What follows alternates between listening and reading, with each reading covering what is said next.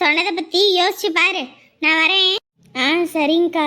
என்ன நல்லா தான் இருந்துச்சு, திடீர்னு மழை வர மாதிரி கருக்கலா கிடக்குது. மழை இது வருமா என்னமோ தெரியல, ஒரு பக்கமா இருட்டிக்கிட்டு வருது. சரி, வெளியே துணியெல்லாம் துவைச்சு வேற போட்டிருக்கேன், அதெல்லாம் வேற காஞ்சிருச்சா என்னன்னு தெரியல, எடுத்து உள்ள போடுறேன். சரியா? சரி பாரு, அப்புறமேட்டுக்கு பேசுவோம். சரிக்கா. ஏம்மா, அரிசி வாங்கிட்டு வந்துட்டேன், பாத்துக்க. வை வை. எப்பா, கழுத்து என்ன இந்த வலி வலிக்குது. ஐயோ, 20 கிலோ அரிசினா சும்மாவா? தூக்கிட்டு வரதுக்குள்ள போதும் போதும் ஆயிடுச்சு போ. வெயில் வேற கொளுத்தி எடுக்குது, மனுஷன் வெளியே போயிட்டு வர முடியலப்போ. சரி, கொஞ்ச நேரம் படுப்போம். எங்க போனாவ? மூட்டை எப்படி நடு வீட்டுல வச்சா யார் தூக்கிட்டு போய் சமைய கட்டில வைப்பா? ஒவ்வொரு வேலையும் சொல்லி சொல்லி சொல்லியே தான் செய்யணும், இல்லைன்னா அது செய்யறது இல்ல. என்ன அரிசி மட்டும்தான் இருக்கு? பாமாயில் தானே போடுறேன் நாங்க, பாமாயில காணோம். உமா உமா உமா, கதவு சாத்திக்கிட்டாளா?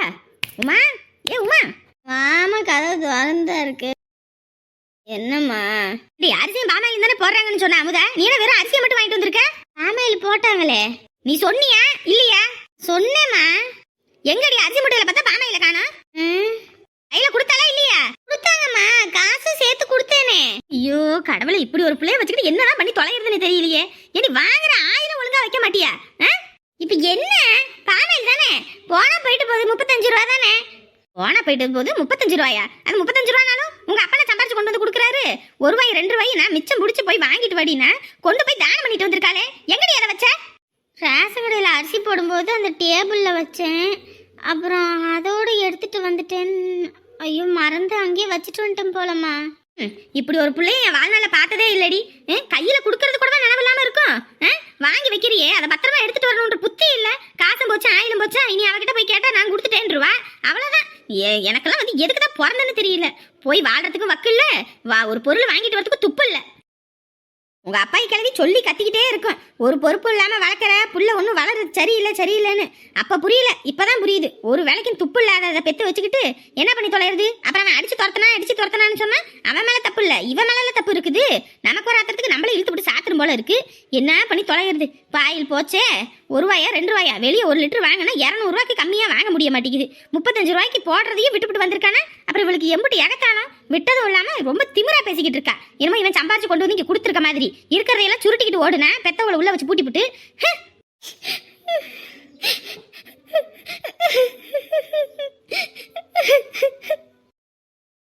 ஒரு என்ன வாங்கிட்டு வரது கூட துப்பு இல்லையே. இவெல்லாம் எப்படி குடும்பத்தை நடத்துவ? அப்புறம் அடிச்சு துரத்தனா நீங்க வந்து உக்காந்துக்கிறது. ஒரு வேலைக்கு லாக்கி இல்ல. இதெல்லாம் புள்ளையே இல்லை, என்ன ஜென்மோனா தெரியல. சை, கஷ்டப்பட்டு உழைச்சாதானே காசோட அருமை என்னன்னு தெரியும். புருஷ வீட்டில் மட்டும் உழைச்சு கொட்ட வேண்டியது. இங்க வந்தா ஒரு காட்டு வேலை பார்க்கறதுல, ஒரு வீட்டு வேலை பார்க்கறது இல்ல. சொல்ற வேலையும் உருப்படியா செய்யறது இல்ல. எனக்குன்னு எங்க இருந்து பிறந்துச்சோ, இதெல்லாம் உயிரோட இருக்கிறதுக்கு போய் சாவலாம். உனக்கு என்ன, நீ போய் வாங்கிக்க வேண்டிதானே? அப்புறம் எதுக்கு என்ன குறை சொல்லிக்கிட்டு இருக்க? என்ன வாங்கிட்டு வரதா? ஏண்டி, அப்ப அதை போய் நான் வாங்கிட்டு வரேன். வீட்டு வேலையை பார்க்கலாம், இல்ல காட்டு வேலையை பார்க்கலாம்னு. எந்த வேலைக்கு துப்பு இல்ல, இந்த வாய்க்கு ஒன்றும் குறைச்சல் இல்ல. நானும் வந்ததுல இருந்து பாத்துக்கிட்டு தான் இருக்கேன். நான் வந்ததுல இருந்து உனக்கு பிடிக்காம தான் பேசிக்கிட்டு இருக்கேன். பாரு, தேவையில்லாத பேசாத. ஆமா நான் தேவையில்லாம பேசுறேன்னா? நானும் வந்ததுல இருந்து பாத்துக்கிட்டு தான் இருக்கேன். உங்களுக்கு ஏதாவது உதவி வேணும் போது என் புருஷன்கிட்ட வந்து கை நீட்டி 5000 ரூபாய் காசு வாங்கினீங்களே, அப்ப மட்டும் உங்களுக்கு நாங்க நல்லவங்களா தெரிஞ்சோம் இனிச்சோம். இப்ப மட்டும் உங்களுக்கு நாங்க கசக்குறோமா?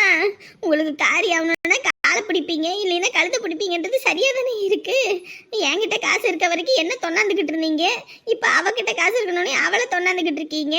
உங்களுக்கு இதே ஒரு பொழப்பு தானே? அடைச்சி வாய மூடு. காசாமல காசு, அந்த காசு என்ன நீ உன் புருஷனை கஷ்டப்பட்டு சம்பாரிச்சதா? என் மகன் ராத்திரியும் பகலுமா ஆபீஸ்ல கஷ்டப்பட்டு சம்பாரிச்சது. என்னமோ உங்க அப்பா சம்பாரிச்சது மாதிரி சொல்லிக்கிட்டு இருக்க.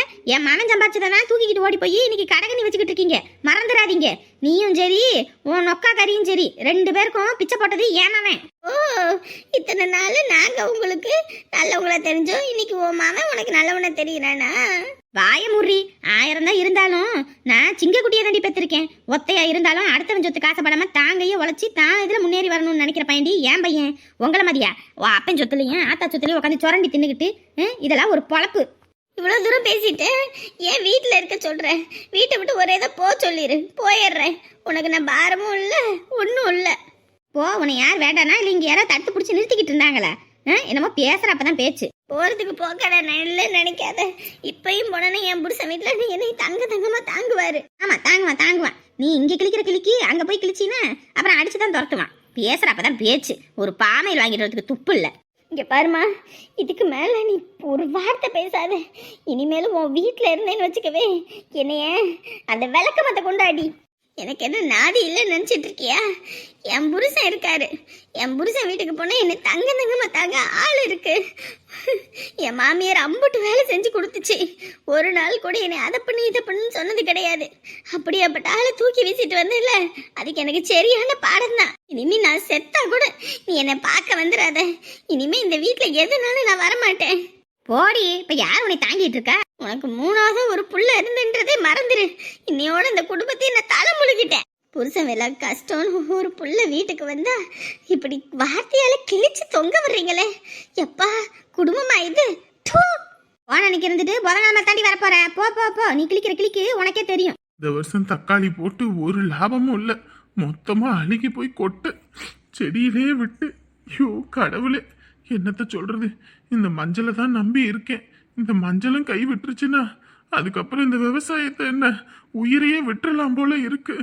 இனி கடங்காரன் எல்லாம் வர ஆரம்பிச்சிருவான் லைனை கட்டி. அவனுக்கெல்லாம் என்னத்த பதில் சொல்றதுன்னே ஒன்றும் புரியல ஆண்டவா. போவண்டா, வெயிலுக்கு அதுக்கும் ஒரு மாதிரி கிறக்கமா இருக்கு. ஆமா, தண்ணி என்ன இங்கேயா இருக்கு? பம்பு செட்டுக்கு அங்க தூரத்துக்கு போகணும். என்னடா நெஞ்சல ஒரு மாதிரி அடைக்கிற மாதிரி இருக்கு.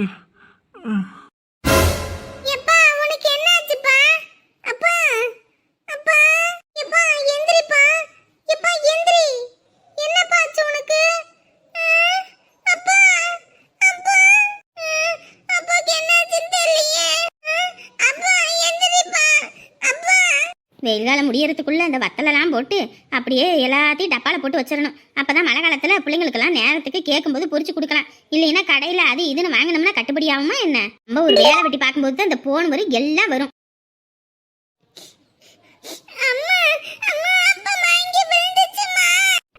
குமாரி என்னடா சொல்லிக்கிட்டு இருக்க?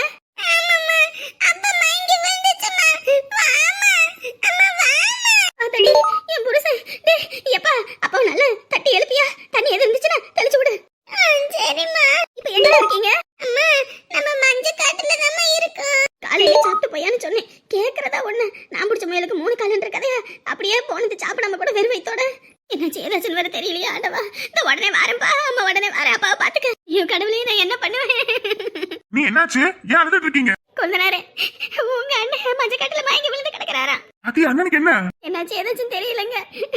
நேற்று ராத்திரி எல்லாம் விவசாயம் பண்ணி எல்லாமே நஷ்டமா போச்சுன்னு புலம்பிக்கிட்டு கிடந்தாரு. அப்புறமேட்டுக்கு நல்லா இருந்தாரு. காலையில வெறும் வயித்தோட சாப்பிடாம கூட போனாரு, மயங்கி விழுந்துட்டாரா. ஐயோ சரி அண்ணி, நீங்க இருங்க, நான் போய் பாக்குறேன். இல்லங்க கொஞ்ச நேரம் நானும் வரேன். உங்க அண்ணன் எப்படி இருக்காரு என்ன ஏதுன்னு தெரியல.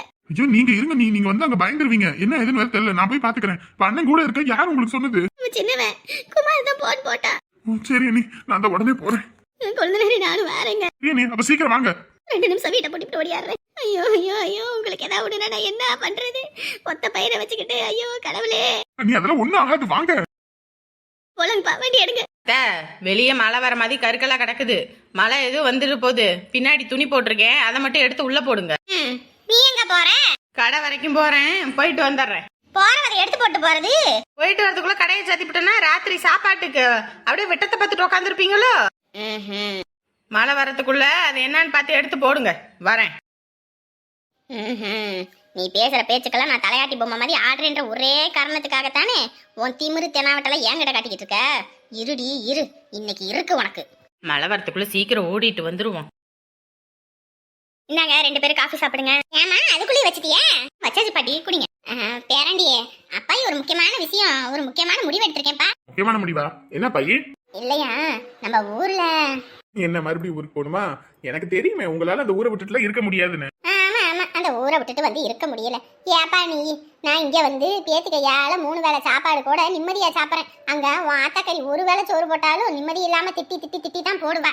ஆசை அவ்வளோ ஆசை. என்ன அங்க உங்க தாத்தன் சொத்தெல்லாம் கிடக்கலையா, அதான் எனக்கு அப்புறம் அது உங்களுக்கும் உங்க பிள்ளை குட்டிகளுக்கும் சேரணும்னு உங்க பேர்ல மாத்தணும்னு எல்லாம் எழுதணும். என்ன பேசிட்டு இருக்கீங்க? அதெல்லாம் ஒண்ணு வேணாம், உங்க பேர்ல இருக்கட்டும். இல்லப்பா, நான் முடிவு பண்ணிட்டேன், அந்த சொத்தெல்லாம் உங்க பேர்ல எழுதணும்னு. அப்பாயி இங்க பாருங்க, எனக்கு அந்த ஊரை விட்டு வரும்போது அவங்களும் வேண்டாம், அவங்க சொத்து பத்தி எதுவுமே வேணான்னு தான் வந்திருக்கேன். நீங்க ஒரு ஆள் மட்டும் போதும், என் கூட இருந்தா போதும்னு. அதை விட்டுட்டு இப்ப எதுக்கு அந்த சொத்தெல்லாம் அவங்களே ஆண்டு அனுபவிச்சுட்டு போட்டு விடுங்க. ஏப்பா நீயே பார்த்ததானே, ஒரே ஒரு தடவை அசந்து இருந்ததுக்கே எனக்கு தெரியாம என் கையெழுத்த போட்டு இடத்த வித்துட்டாங்க. அப்படி இருக்கும்போது நீ இல்லைன்னா உன்னைய வச்சுக்கிட்டு உன்னைய அவன் சொத்தெல்லாம் வித்து தின்னுபிடுவாங்களே, என்ன பண்ணுவ சொல்லு பாப்போம். நாளைக்கு உங்களுக்கே ஒரு புள்ள குட்டின்னு பிறக்குது. இப்ப தங்க விற்கிற விலைக்கு தங்கத்தை வாங்க முடியுமா, இல்ல இடம் விற்கிற விலைக்கு நிலத்தை தான் வாங்கி போட முடியுமா? அப்படி ராக்கெட் வேகத்துல எல்லாம் போய்கிட்டு கிடக்குது. இதுல வர சொத்தை எதுக்கு வேணாம்னு சொல்லிட்டு சத்தியமா சொல்றேன், எனக்கு அதெல்லாம் எதுவுமே வேண்டாம். நான் சம்பாதிக்கிறது 37,000 ரூபாய், அது போதும். அதை வச்சு என் பொண்டாட்டிக்கு என்ன பண்ண முடியும், உங்களுக்கு என்ன பண்ண முடியுமோ நான் பண்றேன். அதை விட்டுட்டு தேவையில்லாதெல்லாம் பண்ணாதீங்க. இங்க பாருப்பா, நான் முடிவு பண்ணதுதான் சொத்தெல்லாம் உன் பேர்ல எழுதணும்னு. சொல்றீங்களே சொத்து எழுதணும்னு சொல்லி, நாளை பின்ன அவங்க என்ன சொல்லுவாங்க, சொத்து காசுப்பட்டு தான் உங்களை நான் பாத்துக்கிட்டேன்னு சொல்ல மாட்டாங்களா? இத்தனை வருஷம் நான் அவங்க வீட்டுல தான் இருந்தேன், அவங்க என்ன சொத்துக்காக தான் பார்த்தாங்களா? ஏன்பா நீ வாய் இருக்குன்றதுக்காக அவன் 1008 பேசதான் செய்வான், அதெல்லாம் காதுல வாங்கிட்டு இருக்க முடியுமா? நீங்க என்ன ஏமாத்துனீங்களா, இல்ல என்ன அடிச்சு புடுங்குறீங்களா? ஒண்ணும் கிடையாது. அதுங்க மாதிரி என்ன பிரார்த்தனை பண்ணிக்கிட்டு இருக்கீங்க. நான் என் சொத்தை உங்களுக்கு எழுதி கொடுக்கணும்னு முடிவு பண்ணிட்டேன். நாளைக்கு போய் அங்க தலைவர் வீட்டுல பத்திரம் இருக்கு, அதை கையெழுத்து போட்டா முடிஞ்சது எல்லாம். என்ன சொல்றீங்க? எப்படி தலைவர் வீட்டுக்கு போனுச்சு? உயிர் எழுதணும்னு நான் முடிவு பண்ணையா. இவங்க எப்ப என் சொத்தை எனக்கும் தெரியாம உனக்கு தெரியாம வித்து அவன் பிள்ளைங்களுக்குலாம் செஞ்சான வாப்பேங்கிறேன். அன்னைக்கே முடிவு பண்ணி யாரும் இல்லாத நேரமா பார்த்து வீட்டை திறந்து பூட்டை ஓப்பன் பண்ணி பீரோல இருந்து பத்திரத்தெல்லாம் எடுத்துட்டு போய் தலைவர்கிட்ட கொடுத்து மொத்தையுமே உங்க 2 பேர் பேர்ல எழுதிட்டேன். அன்னைக்கு அந்த ப்ரூஃப் இருந்துச்சுன்னு அதை வச்சு ஏதோ ஒண்ணு பண்ணிருக்கலாம். நீங்க தான் வந்தோடனே பொங்கலுக்கு அங்க போறேன்னு ஓடிட்டீங்களே, அப்புறம் நான் என்ன பண்றது? அதுதான் நான் அதெல்லாம் எழுதி வச்சிருச்சு, போய் கையெழுத்து போட்டு வாங்கிட்டு வர்றதுதான். என்ன பையன் இவ்வளவு வேலை பார்த்திருக்கீங்க? இது நம்ம வீட்டுல உள்ளவங்களுக்கு தெரிஞ்சா என்ன ஆகும் தெரியுமா? என்ன ஆகும்? இது நடக்கிறதுக்கு முன்னாடி என்னைய போட்டு தள்ளிவிடுவாங்க. ஆனா அதுக்குள்ள உங்க 2 பேருக்கு நல்லது நடக்கணும்னு தானே நான் மட்டும் பாடுபட்டுக்கிட்டு இருக்கேன். பையே இது தேவையில்லாத வேலை, கம்மனி இருங்க. இதெல்லாம் எங்களுக்கு எதுவுமே வேண்டாம். அதேதாங்க நானும் சொல்றேன், பாட்டி தான் கேட்கவே மாட்டேங்கிறாங்க. நீங்க என்ன வேணாம்னு சொல்லிட்டு போங்க, சொத்து வேணாம்னு சொல்லிட்டு போங்க. நான் முடிவு பண்ணதான். நாளைக்கு போய் கையெழுத்து போறோம், சொத்தை வாங்குறோம். அவங்க மொத்த பேத்தியும் குடும்பத்துல இருந்து அந்த வீட்டுல இருந்து முதல்ல அடிச்சு துரத்தணும். ஐயோ ஏன் இல்லையா, இது அந்த கவுசி பிள்ளை வந்துச்சு, வந்தப்பதான் சொன்னுச்சு, வீடு வாசம் இல்லாம பொண்டாட்டியை வச்சுக்கிட்டு நானே அங்க இங்க அலைஞ்சுக்கிட்டு இருக்கேன், எங்களுக்கு நிரந்தரமா ஒரு வீடு வேணும், வீடு இருக்கிற வரைக்கும் நாங்க குழந்தை பெத்துக்க போறது இல்லைன்னு சொல்லி ஏதோ முடிவு பண்ணிருக்கீங்களாமே. குழந்தைன்றது வரையா, அது அவ்வளவு சீக்கிரம் எல்லாத்துக்குமே கிடைக்காது. குழந்தை இல்லாம எத்தனையோ பேர் இங்க எவ்வளவு பேர் கஷ்டப்பட்டுக்கிட்டு இருக்காங்க தெரியுமா? அப்படியாப்பட்ட வரத்தை வேணாம்னு சொல்றீங்கன்னா அப்புறம் என்ன அர்த்தம்? நான் முடிவு பண்ணதுதான். என் சொத்து உங்களுக்கு வந்து குழந்தை பெத்துக்குவீங்க தானே? அதுக்குன்னு அவங்க ஆண்டு அனுபவிக்கிறத நாங்க வச்சுக்கிட்டு குழந்தை பெத்துக்கிறதா? என்னால அதெல்லாம் முடியாத பையே. பாரியா, நான் உயிரோட இருக்க வரைக்கும் அந்த சொத்து நான் வேற யாரையும் ஆண்டு அனுபவிக்க விட மாட்டேன். நாளைக்கு நான் முக்கியம்னா நீ வா, இல்லையா உன் கையால எதையாவது ஒன்று வாங்கி கொடு, குடிச்சுட்டு இங்கே நான் செத்து போயிடுறேன். என்னம்மா அப்பாயி புரியாம பேசிட்டு இருக்காங்க? அவங்க என்ன சொல்லுவாங்க? சொத்து காசுப்பட்டு தான் நான் அப்பாயை கூட்டிட்டு வந்திருக்கேன்னு சொல்ல மாட்டாங்களா? நானும் சொல்லியும் பார்த்துட்டேன், புரிய மாட்டேங்குது உங்களுக்கு. ஆத்தா மழை பிச்சுக்கிட்டு ஊத்துதே. இப்பதான் நினைச்சுக்கிட்டே போனேன் மழை வந்துரும்னு. எப்படியோ போயிட்டு வந்தோடனே மழை வந்துருச்சு. போ அம்மியார் கிளவி துணியெல்லாம் எடுத்து போட சொன்னேன், போட்டுச்சா என்னன்னு தெரியலையே. அப்பாடி அப்பா, என்ன மழை பிச்சுக்கிட்டு ஊத்துது. உடைய எடுத்துட்டு போவோம் பரவாயில்ல, இல்லைன்னா என்ன ஆயிருக்கும், நல்லா தொப்பையா நனைஞ்சிருப்பேன். ஆத்தாடி போகும்போதுன்னு சொல்லிட்டு போனேன், பின்னாடி பக்கம் துணியை போட்டிருக்கேன் எடுத்து போடுங்க உள்ளேன்னு. ஐயோ மழையில எல்லாம் நல்லா நனைஞ்சு போச்சு. இனி உள்ளே எடுத்து காயப்பட முடியாது, உள்ளே எடுத்து போட்டாலும் அவிச்ச நாத்த அடிக்கும். ஐயோ சாமி, இந்த கிளவிய வச்சுக்கிட்டு என்ன பண்றது? எல்லாத்துக்கும் சரின்னு தலையாட்டிக்கிட்டு என்ன வேலை பார்த்து விட்டுருக்கு பத்தியா? அடாதடி மஞ்சுளா, நீ ஆட்டி புட்டா அடங்கிடுவ மஞ்சுளா. போகும்போது என்ன சொல்லிட்டு போனேன்? என்ன வெளியே மழை வர மாதிரி இருக்கு, துணியை எடுத்து போடுங்கன்னு சொல்லிட்டு தானே போனேன். கஷ்டப்பட்டு துவைச்சதுல மழையில நனைஞ்சு போய் கிடக்குதே, கொஞ்சமாவது அறிவு இருக்கா உங்களுக்கு? அறிவு இருக்காவா? ஏய் உன் மாமியாரு, கொஞ்சமாவது மரியாதையா பேசு, இல்லன்னு வச்சுக்க ஆஞ்சு விடுவேன். ஆஞ்சு விடுவீங்களா? ஏன் ஜன்னல் பக்கத்துல தானே உட்காந்துருக்கீங்க, வெளியே மழை வர சத்தம் கூட கேட்கலையே என்ன? சார்ல அடிச்சுக்கிட்டு இருக்கே, அந்த கதவை சாத்தணும்னு ஏதாவது ஒண்ணு இருக்குதா? யாரடி உன் திமிரு பேச்சு தென்னாவட்டு பேச்சுல வேற எங்கிட்டாவது நீ வச்சுக்க, என்கிட்ட வச்சுக்கிட்டேன்னு வச்சுக்க அப்படியே ஆஞ்சு விடுவேன் சொல்லிவிட்டேன். என்ன மாமியார்னா உனக்கு வேலைக்காரின்னு அர்த்தமா? ஏதோ என் பையன் உன் பேச்ச கேட்கறானா அதுக்குன்னு ஓவரா ஆடிக்கிட்டு தெரியுறியா? அப்படியே கொடை எடுத்து அப்படியே தொண்டையில குத்தி அப்படியே மேல தூக்கிடுவேன் பாத்துக்க.